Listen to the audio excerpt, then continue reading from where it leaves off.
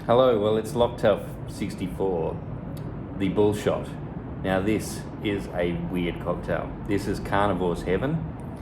This is a meat-based cocktail, believe it or not. You won't find too many of those.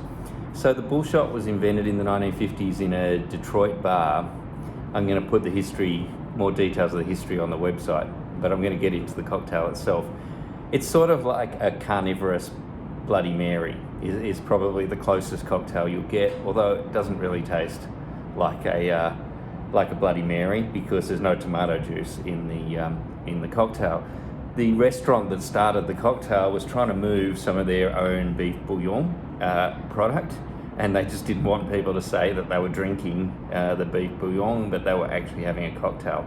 So on the website, I've put the recipe for make your own beef bouillon. It's going to be the best way to have this cocktail, better than buying something else. But if you must, buy effectively some beef broth, and you'll at least get the idea.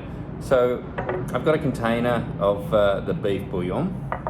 We need 120 mils. Some people prefer it watered down a little bit, so like 2/3 of the beef bouillon, a third water or a third something else. I'm going pretty close to the original recipe, so 120 mils is a fair bit. The amount that in the on the website will make you probably enough for 3, possibly 4 cocktails. So I can already smell. I made this with T-bone steaks, bones and meat. It smells like a T-bone coming off the glass. The alcohol is vodka. I just used this amazing, relatively new Australian wheat vodka in the Vespa cocktail, and calling on it again to sit alongside the meat this time. So 60 mils of vodka. That's our alcohol, or the most of our alcohol for the product. Now the recipe I'm going to put on the website is a little bit different to what I'm making at the moment.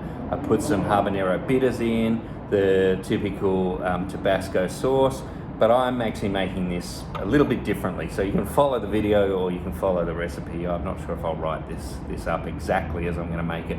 But the next major ingredients is 15 mils lemon juice. You can measure that out, or you can squeeze the lemon juice of about half a small lemon, will give you 15 to 20 mils of lemon juice.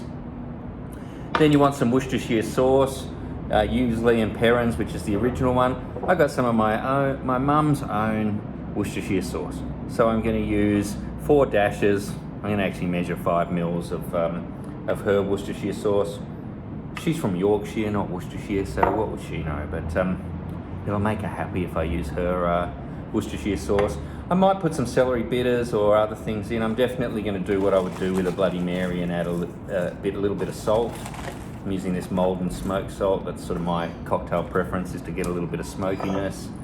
A little bit of pepper. You can see the similarities here with a Bloody Mary. I like pepper, so a fair bit of pepper. And then really it's spice to choice. You can use Tabasco sauce, you can use any other spice sauce. I'm going to change mine around a little bit, and I'm actually going to use this amazing yuzu sauce from Japan. So it's got a bit of sweetness from the yuzu, but it's pretty potent on the spice as well. So I'm going to use about 6 or 7 dashes of that. That's going to give me a little bit of citrus to go along with the lemon from the yuzu, and plenty of spice as well. Or use the Tabasco and Bitterman's habanero shrub that I put on the website if you prefer. And then I've got one additional ingredient to go here. I'm going to add a little bit of blood to this beef. I'm going to put, and this is very unusual for a cocktail, I'm sure a lot of mixologists will be horrified by this, but I'm going to put about 5 to 10 mils of red wine in just to give it a bit of colour and a bit of blood. And I'm using this amazing Hunter Valley Pig's Peak 2018 pork sword. I mean, pork, beef, how could you go wrong? I'm using about 10 mils of that. I'm going to save the rest of that for some pasta and mostly for drinking because it's such a great red wine. But you can see that that's sort of darkened up the colour a bit. Mixing this around much like we would with a Bloody Mary. Get that nice and cold. I'm going to serve it on the rocks in another glass with another chunk of ice. You could garnish this with some celery. You could garnish it with a stick of chili, or you could garnish it with a piece of beef jerky or some other meat-based product. Given that we're clearly not in the vegetarian or vegan lovers' wheelhouse at the moment. So this is a cocktail relatively big in the 50s. Didn't last much longer. I don't know why. I've had this before, slightly different recipe. I'm not quite sure what I'm going to get out of this one. We're going to find out in just a moment. It's it's strange smelling a T-bone when you're about to drink a cocktail.